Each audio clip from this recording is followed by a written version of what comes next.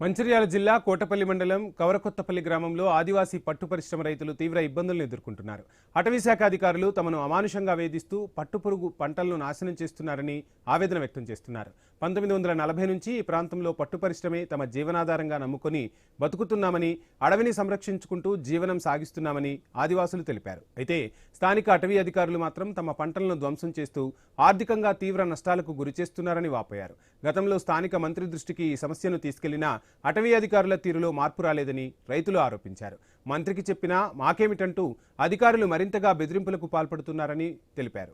అమాయక ఆదివాసీ పట్టుపురుగు రైతులకు జరుగుతున్న అన్యాయంపై ప్రభుత్వం వెంటనే స్పందించి బాధ్యులైన అధికారులపై తక్షణ చర్యలు తీసుకోవాలని, రైతులకు న్యాయం చేయాలని డిమాండ్ చేస్తున్నారు.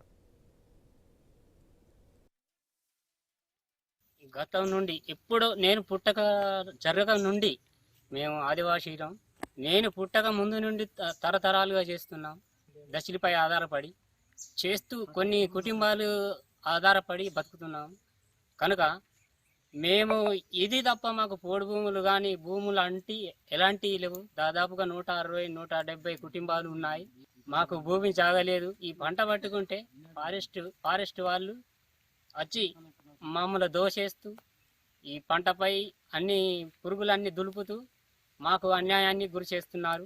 ఇవాళ ఈ రోజున జరగాల్సిన సంఘటన గదే. మమ్మల్ని జస్ట్ కొంచెం అటు అనుమని ఈ అన్ని పురుగులు లేకుండా మా పురుగులు పంట పట్టే పంటని మొత్తం నాశనం చేసి నేలపాలు. ఈరోజు మంచిర్యాల జిల్లా కోటపల్లి మండలంలోని కొత్తపల్లి గ్రామంలో పట్టు పురుగుల రైతులపై ఫారెస్ట్ అధికారులు అమానుషంగా వాళ్ళపై బెదిరిస్తూ ఇబ్బందులకు గురిచేసి వాళ్ళ పంటను నష్టం చేయడం జరిగింది.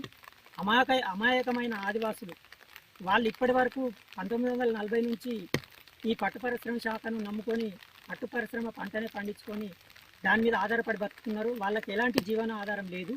వాళ్ళు ఇప్పటి వరకు ఒక జంగల్లో ఒక కట్ట ఒక చెట్టుని కొట్టిన దాఖలాలు లేదు. వాళ్ళే జంగల్ కాపాడుకుంటూ వస్తున్నారు. అయినా ఇక్కడ స్థానికంగా ఉన్న మంత్రి గారు పోయినసారి ఇబ్బందులకు గురి చేస్తే స్థానిక మంత్రి గారు దృష్టికి తీసుకపోతే ఫారెస్ట్ అధికారులతో మాట్లాడింది. మొన్నటికి మొన్న మంత్రి గారు ఫారెస్ట్ అధికారులతో మాట్లాడడం జరిగింది.